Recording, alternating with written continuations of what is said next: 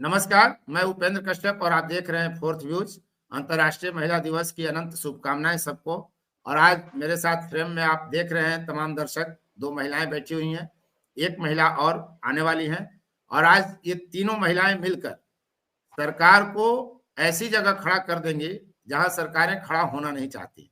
सरकारों के अपने दावे प्रतिदावे हैं। आज अंतर्राष्ट्रीय महिला दिवस है और जब हमने अखबारों को खंगाला तो नरेंद्र मोदी से लेकर नीतीश कुमार तक और भी अन्य प्रदेशों के तमाम मुख्यमंत्रियों के तरफ से महिला दिवस की शुभकामनाएं देते हुए तमाम प्रकार की योजनाओं की घोषणाएं की गई हैं कि हमने ये किया, हमने वो किया, तमाम तरह के दावे हैं। कई घोषणाएं भी हैं। दिल्ली में आज घोषणा भी होनी है 2500 रुपए प्रत्येक महिला को। प्रश्न यह है कि नीतीश कुमार को भी अगर हम देख लें विधानमंडल बिहार में, तो किस तरह की भाषा और शैली उनकी है। दैहिक भाषा देख लें या जुबान देख लें, कतई उसे स्वीकार नहीं किया जा सकता, सभ्य समाज स्वीकार नहीं कर सकता। जिस तरह की भाषा उन्होंने पहले भी इस्तेमाल की और कल सदन में जिस तरह की भाषा वो महिला प्रतिनिधियों के लिए, खासकर पूर्व मुख्यमंत्री रही राबड़ी देवी के लिए तुम तड़क की भाषा का उन्होंने जो इस्तेमाल किया। इसके हस्बैंड टूट गए तो अपना वाइफ को बना दिया, तो कुछ नहीं जानती हो। अरे यही लोग बना दिया है तो तू लोग का कौन महिला का है? कतई उचित नहीं है। इसकी आलोचना देश के स्तर पर हो रही है। हमारा प्रश्न यह है कि अंतर्राष्ट्रीय महिला दिवस पर तमाम लोग ये दावा कर रहे हैं कि नारी सशक्तिकरण देश के लिए आवश्यक है। स्वाभाविक है कि अगर आधी आबादी मजबूत नहीं होगी तो देश भी मजबूत नहीं होगा। लेकिन जिस तरह के नेताओं की जुबान है, महिलाएं उससे कितना अपमानित महसूस करती हैं। महिलाओं को सशक्त करने के लिए क्या उनके खाते में सीधे पैसा भेज देना उचित है? क्या किसी को पैसा दे देने से कोई सशक्त हो जाएगा? आज चूंकि अंतर्राष्ट्रीय महिला दिवस है इसलिए हम महिलाओं की बात कर रहे हैं, लेकिन संदर्भ ये पूरे परिप्रेक्ष्य में अगर देखा जाए कि किसी को पैसा देकर आप मजबूत नहीं बना सकते, ये कभी नहीं हुआ। ये प्रकृति के विरुद्ध है कि हम किसी को पैसा देते जाए और वो मजबूत होता जाए, ऐसा रेयर ही होता है। तब भी प्रश्न तो है कि बड़े बड़े ढोल नगाड़ों के बीच महिलाओं को सशक्त करने के लिए दावे किए जाते हैं, तो कितनी महिलाएं सशक्त हो रही हैं? इससे अपराध भी बढ़ रहे हैं। ऐसा नहीं है कि बिहार में सब कुछ बाहर है, यहाँ भी महिलाओं के विरुद्ध अपराध बढ़े हैं। सरकार के अपने दावे हो सकते हैं कि हमने शराबबंदी करी तो महिलाओं की प्रताड़ना का दर घटा है, पतियों के द्वारा महिलाएं पीड़ित कम हो रही हैं, पति पीकर नहीं जा रहा है इसलिए महिलाएं पीटी नहीं जा रही, तमाम तरह के दावे हैं। इस बीच हम महिलाओं से ही आज जानना चाहेंगे कि देश की हकीकत क्या है, बिहार का सच क्या है। और आज हमारे साथ जुड़ी हैं बिहार की चर्चित सरपंच हैं डॉली शादीपुर पंचायत गया डिस्ट्रिक्ट से, और छत्तीसगढ़ से डॉक्टर प्रियंका मिश्रा जी हैं, जिन्होंने राइट टू रिकॉल को लेकर के वैशाली, जहां गणतंत्र की भूमि है बिहार में, वहां से लेकर दिल्ली तक पदयात्रा की है। काफी क्रांतिकारी महिला है, दोनों ने अपना मुकाम खुद से हासिल किया है। और हम आज इन्हीं दोनों का स्वागत करते हैं इस अंतर्राष्ट्रीय महिला दिवस के मौके पर। बात डॉली जी से शुरू करते हैं कि बिहार को आप इस संदर्भ में कहाँ देख रही हैं? नीतीश कुमार की भाषा भी हमने देखा तो किस तरह की भाषा का इस्तेमाल कर रहे हैं। पहले भी उन्होंने बहुत ही भद्दे तरीके से कुछ ज्ञान बांट रहे थे जिसकी आलोचना हुई, कहीं ना कहीं उम्र हावी है। हम नेताओं की जो जुबान है, उनकी जो दैहिक भाषा है, महिलाओं को लेकर जो सोच है। अभी एक महिला की मृत्यु की खबर आई जिसके पैर में 9 कील ठोक दिए गए। तो महिलाओं के प्रति बहुत ही क्रूर जघन्य अपराध होते रहे हैं। टुकड़ों टुकड़े कर करके महिलाओं को अटैची में बंद करके फेंक दिया जा रहा है। तो इस पूरे संदर्भ में आपकी पहली प्रतिक्रिया डॉली जी क्या होगी? आप तो बहुत महिलाओं से मिलती हैं, महिलाएं अपनी दुख पीड़ा लेकर आपके पास आती हैं। अगर मैं इसको एक शब्द में बोलूं तो मेरे लिए एक ही शब्द अभी उपयुक्त लगता है, वो तो है शर्मनाक। क्योंकि जो कोई भी मंत्री हो या कोई भी विधायक हो या कोई भी सांसद हो, चाहे प्रधानमंत्री ही क्यों ना हो, उनको किसी भी महिला, एक आम महिला या फिर एक पूर्व मंत्री रह चुकी महिला हो, उस पे प्रश्न या उस पे प्रश्न नहीं, उस पे व्यक्तिगत गलत टिप्पणी करने का कोई अधिकार नहीं है। अभी जो स्थिति है महिलाओं की, जैसे कि आपने बोला कि जो आजकल ये रेवड़ी सिस्टम चल गया है और वो एक पैटर्न के रूप में हर जो विधानसभा के इलेक्शंस होते हैं, जो हमने देखा भी, चाहे वो मध्य प्रदेश हो, चाहे वो हरियाणा हो, चाहे वो राजस्थान हो, चाहे वो दिल्ली हो, और अब बिहार की बारी है। ये एक पैटर्न बहुत डेवलप हो रहा है और शायद जो ये जितनी भी पॉलिटिकल पार्टीज हैं वो ये दिखाना चाहती हैं कि हम महिलाओं का बहुत सम्मान करते हैं, उनको सशक्त बनाना चाहते हैं। लेकिन मेरा पहला प्रश्न ये है कि क्या आप महिलाओं को आधी आबादी केवल एज अ वोट बैंक ही देखते हैं कि अगर आप उनके महीने में अकाउंट में 2500 रुपए डाल देते हैं तो वो आधी आबादी आपको एक दिन में जाके वो बटन दबा देगी आपकी पॉलिटिकल पार्टी के लिए, आप सत्ता में आ जाएंगे और बस 2500 रुपए अपने कहे मुताबिक या नहीं भी आप भेज सकते हैं। क्या उससे महिलाएं सशक्त हो जाएंगी? महिलाओं के जो मुद्दे हैं, महिलाओं के मुद्दे सबसे पहले ये हैं कि उनको समानता, उनको न्याय, उनको शिक्षा मिलनी चाहिए। क्या उनकी स्थिति अभी भी सुधरी है? क्या अभी भी महिलाएं अपने परिवारों में समानता का व्यवहार महसूस करती हैं? क्या उनको वो समान अवसर मिलते हैं? चाहे वो नौकरी से लेकर चाहे आर्थिक व्यवस्था को लेकर अभी भी आज भी महिलाओं की जो मजदूरी है वही काम के लेकर जो एक पुरुष कमाता है उससे कम है। अगर आप एक मजदूर करने वाली जो महिला है, अगर आप उससे कंपेयर करें एक पुरुष मजदूर की, तो वो एक दिन में 600-700 रुपए पर डे उस कमाता है, लेकिन वही काम के लिए उस महिला को 300 या 400 रुपए दिए जाते हैं। क्यों? क्योंकि वो एक महिला है। यहीं पे अगर हम बात करें सामाजिक स्तर पर, हर तरीके से उसको मानसिक प्रताड़ना से लेकर शारीरिक प्रताड़ना का सामना करना पड़ता है। राजनीति में आप देख लीजिए, आपके सामने ही 2-3 दिन, कल ही 1-2 दिन पहले की बात है कि नीतीश जी ने इस तरीके से गलत व्यवहार किया। उससे पहले भी जैसे आप डिस्क्राइब कर रहे थे, बहुत अभद्र टिप्पणी थी महिलाओं के ऊपर। तो हमको महिलाओं को एक ह्यूमन बीइंग की तरह, एक जो इंसान है उसकी तरह समझकर उनके साथ ट्रीट करना होगा, व्यवहार करना होगा। अदरवाइज कितना ही आप भाषण देते रहिए, 2500 रुपए महीने का देते रहिए, उससे महिलाओं की स्थिति में कुछ फर्क नहीं होने जा रहा है, क्योंकि वो पैसा फिर पति या ससुर जो है दबाव बना के उनसे निकलवा लेंगे और उनका सशक्तिकरण नहीं बल्कि वो जो है किसी और का सशक्तिकरण होगा। फिर आता हूँ डॉली जी। प्रियंका जी, आप इसे कैसे देख रही हैं? नीतीश की भाषा और शैली के बाद पूरी तरह चर्चा आ गई हो गई है। देखिए, आज अंतर्राष्ट्रीय महिला दिवस है और गली गली पर, मोहल्ले पर छोटी छोटी समितियां आज महिलाओं का सम्मान कर रही हैं। आज कोई किसी को शॉल उड़ा रहा है, कोई गुलदस्ते दे रहा है। अब आप बताइए, जब हमें समानता का अधिकार आज तक मिला ही नहीं, जो हमारा संवैधानिक अधिकार है, तो ये कैसा महिला दिवस है जहां हम समानता की ओर खड़े नहीं हैं। रही बात भारत में जितने भी राजनीतिक दल हैं, सभी राजनीतिक दल के नेताओं की भाषा बहुत अमर्यादित हो चुकी है। जैसे नीतीश जी ने अभी कहा, तो नीतीश जी कैसे कह सकते हैं? मैं इस पर नहीं जाऊंगी कि राबड़ी देवी मुख्यमंत्री थी, मैं कहती हूँ वो सिर्फ एक महिला है।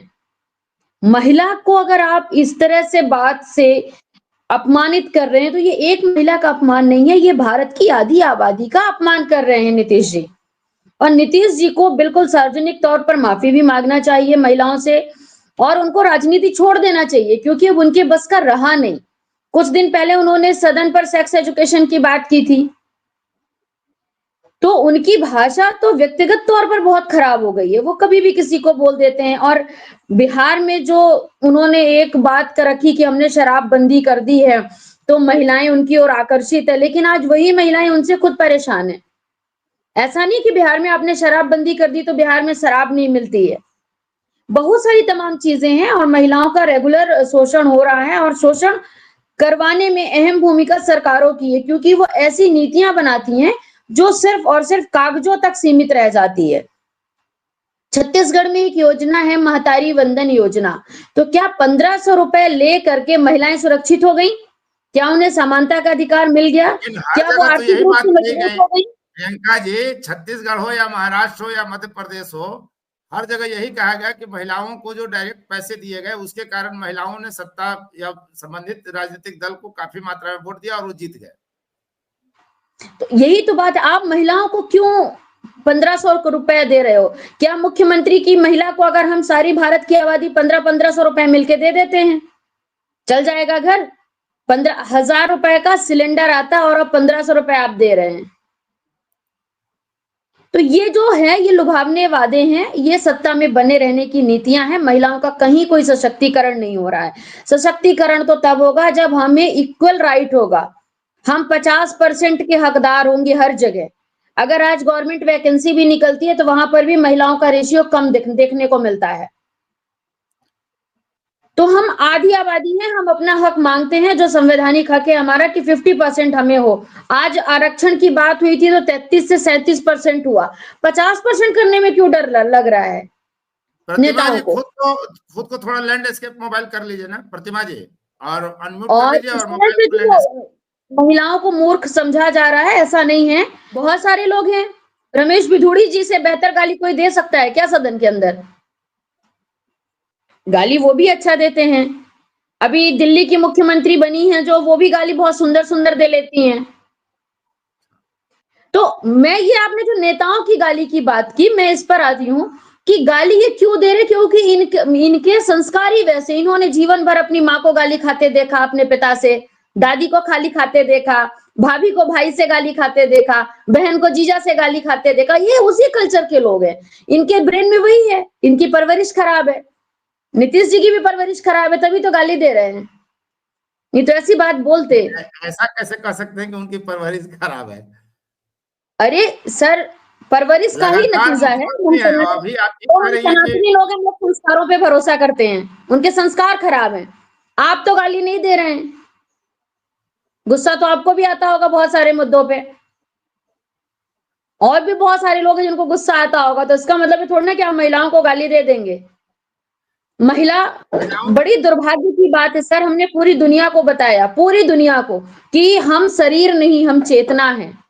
पूरी दुनिया को भारत इकलौता ऐसा देश है जिसने दुनिया को बताया हम शरीर नहीं, हम चेतना है।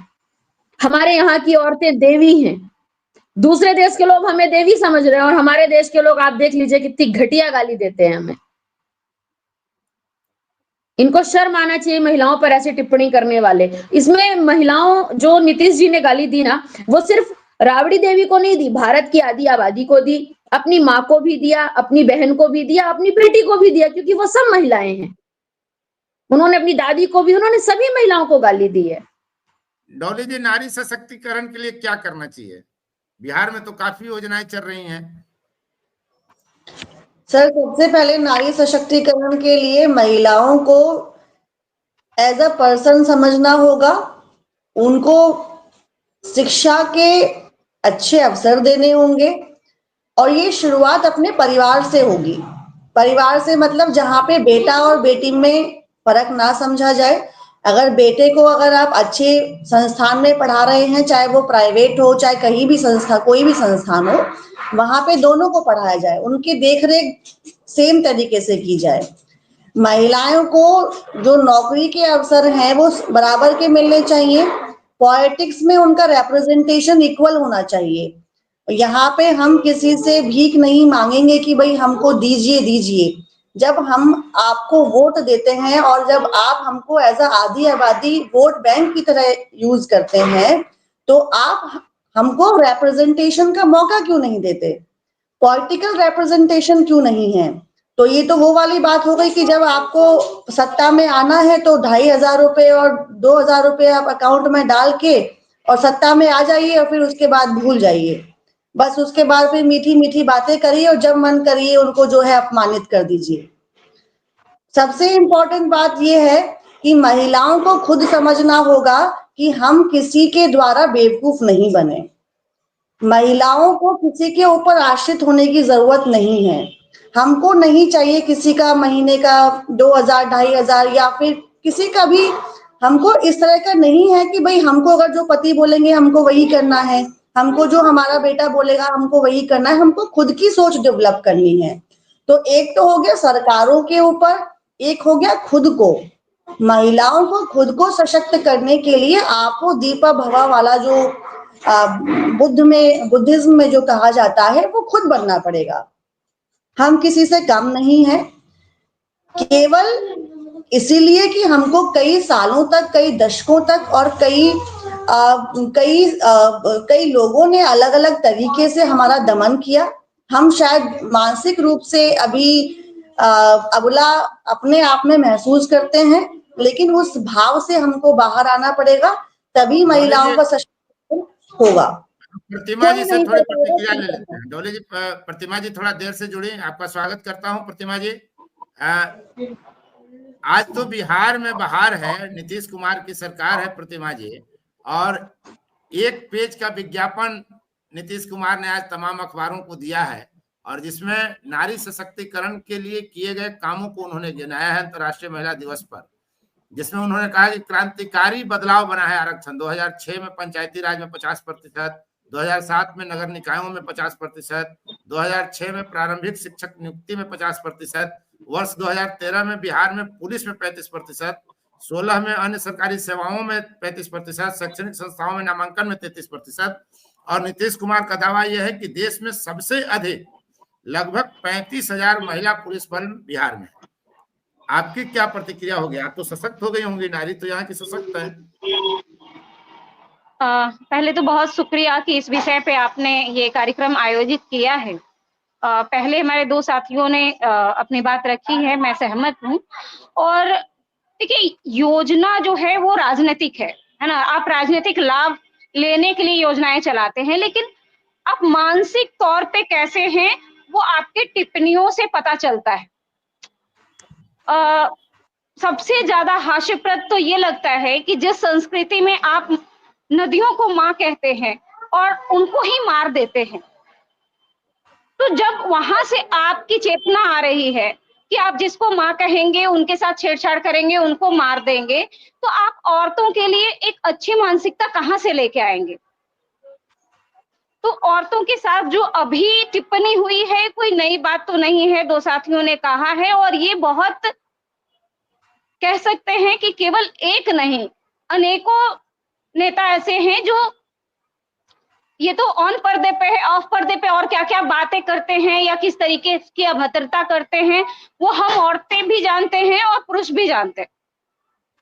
तो हम सबको आज के दिन जो लोग ये शॉल और चादर और मेडल दे रहे हैं, कम से कम एक संकल्प तो जरूर लेना चाहिए कि हमें तभी सम्मान दे जब उनके हृदय में सम्मान हो, उनकी चेतना में सम्मान हो। बिना चेतना, बिना हृदय के सम्मान के आप केवल फिजिकली हमको शॉल और मेडल न दे। परिवर्तन तो ऐसे ही आएगा ना, चेतना ऐसे ही आएगी ना, जागरूकता तो ऐसे ही आएगी कि हम योजना लाएं महिलाओं को सशक्त बनाने के लिए, उनको मंच पर सम्मानित करें ताकि दूसरे लोग प्रेरित हों।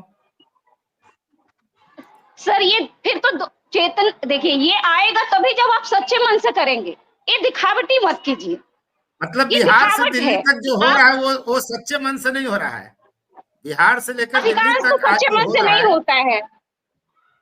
देखिए ये दुर्भाग्य है कि अगर हम कहें कि दूसरे विश्व युद्ध के बाद जिस तरीके से महिलाओं ने अपना झंडा गाड़ा और कहा कि भाई हम आपके कदम से कदम मिला के चलेंगे, और उन्होंने अपने लिए ये जो एक लकीर खींची और जो रास्ते बनाए, आज उस पे चलते हुए आप हमें अंतर्राष्ट्रीय महिला दिवस पूरे विश्व में मनाया जाता है, और पूरे विश्व की महिलाएं त्रस्त रहती हैं। और हमारे यहाँ तो खासकर क्योंकि हमारी संस्कृति में ही कुछ ऐसी बात है जहाँ पे हम दोयम दर्जे के हैं, और जो संस्कृति को आज बढ़ावा मिल रहा है राजनीतिक रूप से, जिस संस्कृति की संरक्षण की आज हम बात कर रहे हैं राजनीतिक रूप से, अगर उसी संस्कृति में अगर हमारा इस तरह का अपमान है, तो हमें लगता है कि हम केवल जो योजनाओं की पुलिंदा है वो महिलाओं के ऊपर लादते हैं। हमसे पूछ के एक भी योजनाएं तो बनाई नहीं जाती, हमें बस एक लुभावने तौर पे ये हमारे सामने रखा जाता है। हम मानते हैं कि हम लोगों ने अपने संघर्ष से और सरकार के कुछ मदद से हमने अपने आप को थोड़ा आगे लाया है, लेकिन आज भी हम मानते हैं कि घर से लेके बाहर तक, सर छोड़ दीजिए 5 साल की 1 साल की बच्चियों के साथ जो बर्बरता होती है, हम कहते हैं वो अगर राजनीतिक मनसा और चेतना जिस दिन इस दोयम दर्जे के प्रति अच्छी हो जाएगी ना, ये अपने आप रोकने का प्रयास करेंगे और जन समुदाय में एक ऐसी नई संस्कृति का निर्माण करेंगे जहां इंसान को इंसान समझा जाएगा, महिला पुरुष और थर्ड जेंडर में नहीं बांटा जाएगा। मैं इसी उम्मीद के साथ अपने कार्यक्रम करती हूँ, इसी उम्मीद के साथ लोगों के साथ जुड़ती हूँ और इसी उम्मीद के साथ आह्वान करती हूँ कि सरकारें भी ऐसी चेतना के साथ आगे बढ़े और काम करे, तो शायद आज का दिन सफल हो पाएगा। यह कैसे होगा आपके हिसाब से? सरकारों को क्या करना चाहिए? सरकारों को देखिए, सबसे पहले तो जो भी नेता हैं वो आइकन बनते हैं समाज के, उनको अपने जुबान और मन को ठीक करना पड़ेगा। उनको अपने जुबानों को ऐसे फिसलते हुए नहीं छोड़ना पड़ेगा, क्योंकि जब वही ऐसा काम करेंगे तो आम आदमी उनसे सीखता है। दूसरा, न्यायिक प्रक्रिया इतना, मैं कहती हूँ कि ऐसी होनी चाहिए जिसमें सच में न्याय मिल पाए, वहां से लगता है कि मुझे थोड़ा उम्मीद जग सकती है। और तीसरा, सामाजिक चेतना। आप जो ये केवल संस्कृति का ढोल पीट रहे हैं ना, सामाजिक चेतना का ढोल पीटिए कि इंसान इंसान है, यहाँ जाति धर्म और लिंग पे न बंटवारा करके कैसे इस देश को नई ताकत बनाए, उस पे ज्यादा काम होना चाहिए।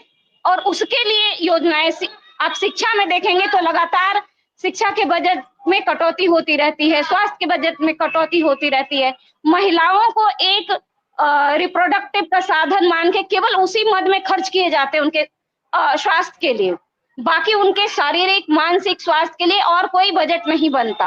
तो मुझे लगता है कि शिक्षा, स्वास्थ्य और ऐसे जो सांस्कृतिक अपने जो नए संस्कृति की हम बात कर रहे हैं, ह्यूमैनिटी को बढ़ावा देने के लिए वैसे बजट का निर्माण करने की जरूरत है।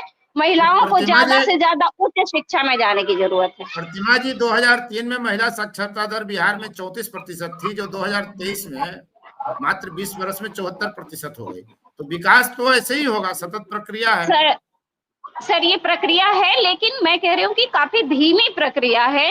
आप चेतन मन से नहीं कर रहे हैं, आप इसको वोट की राजनीति के लिए कर रहे हैं, मेरा ये मानना है। अब एक सवाल मन में उठता है और मैं तीनों पैनलिस्ट से उस सवाल का प्रश्न एक ही है, जवाब तीनों का चाहूंगा, विचार सामने। सबसे पहले चलते हैं डॉक्टर प्रियंका जी के पास। प्रियंका जी, नारी सशक्तिकरण और सरकार की योजनाओं के बावजूद अगर सफलता नहीं मिल रही तो इसके लिए नारियां कितनी जिम्मेदार है?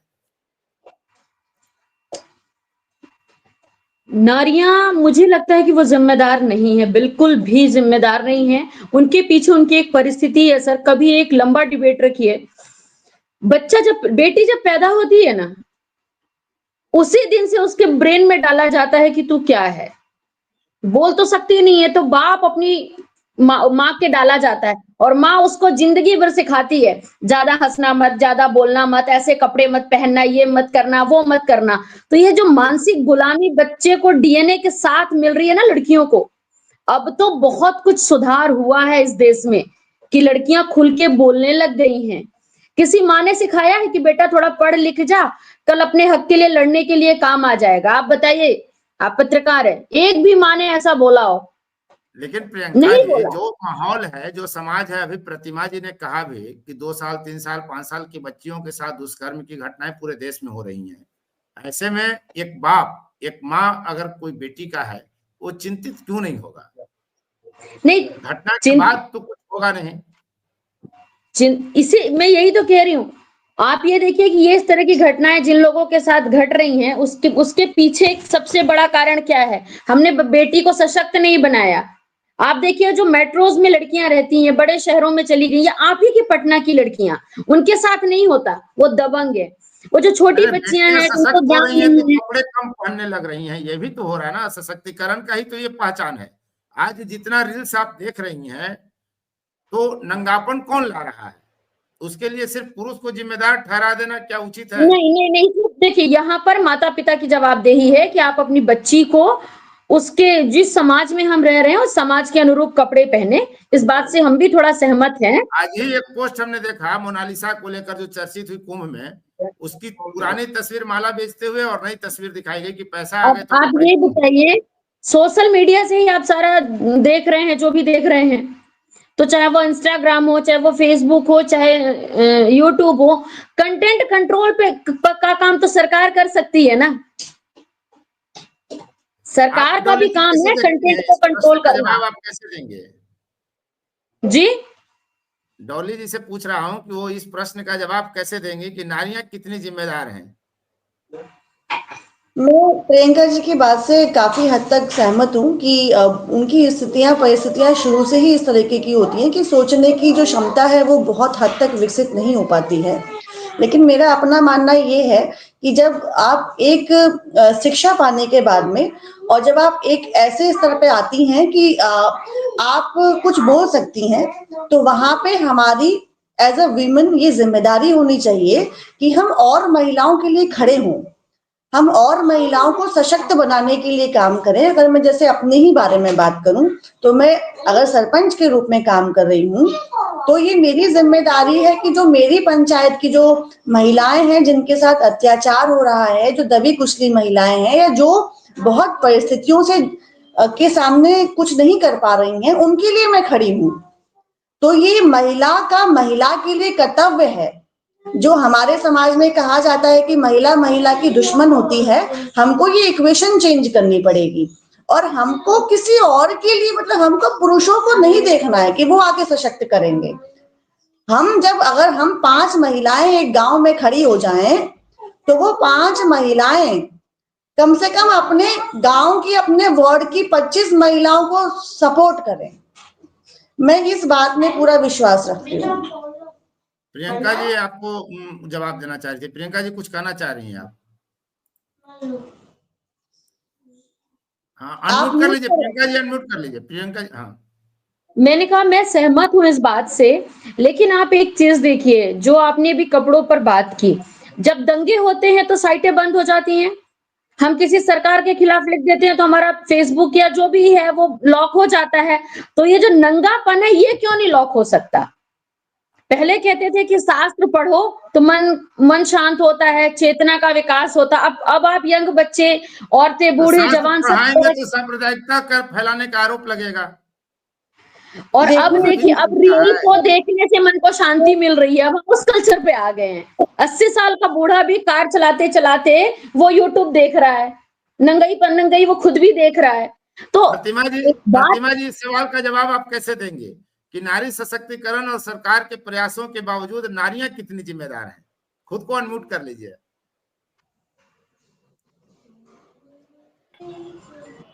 देखिए,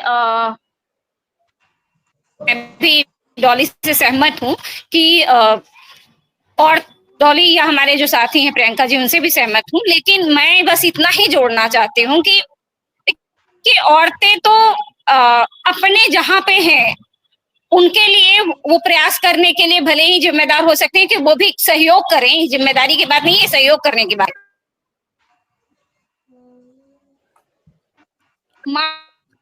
नेटवर्क है ना।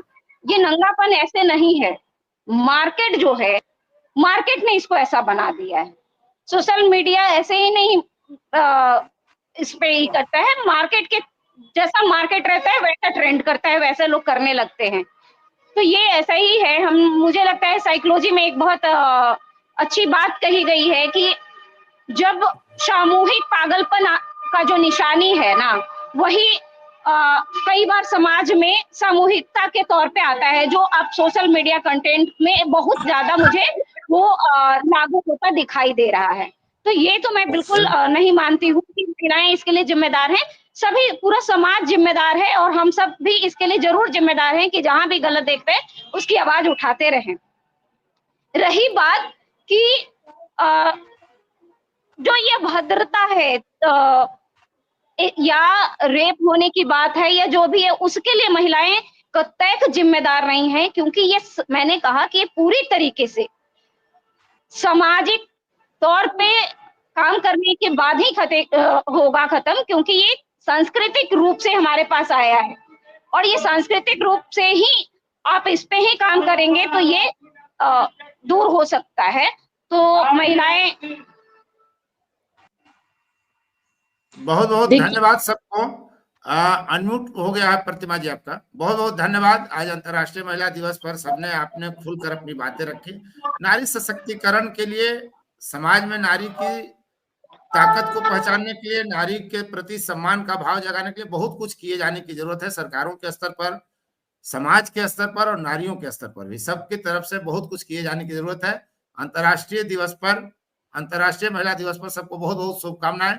आपने वक्त दिया, समाज को जगाने का काम किया, इसके लिए प्रतिमा जी को, प्रियंका जी को, डॉली जी। फोर्थ व्यूज, चौथा विचार, बाकी